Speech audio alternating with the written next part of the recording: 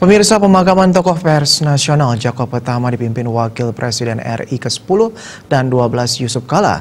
Pria yang akrab disapa JK ini memimpin langsung upacara pemakaman tokoh pers nasional itu di Taman Makam Pahlawan TMP Kalibata, Jakarta Selatan.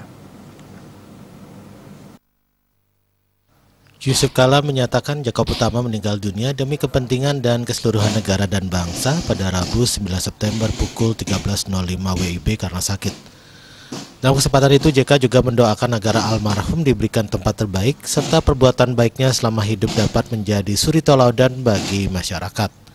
Yusuf Kala juga menjadi orang pertama yang menimbunkan tanah menggunakan skop ke liang lahat anggota MPR RI periode 1971 hingga 1977 tersebut yang disusul perwakilan keluarga Jakob Utama.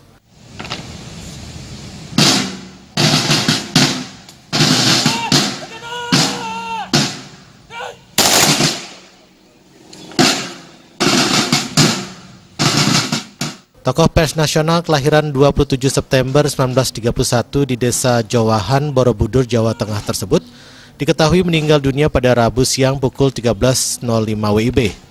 Sebelumnya, almarhum sudah melalui masa kritis atau koma sejak Minggu sore 6 September 2020 akibat penyakit yang dideritanya. Bali Post melaporkan.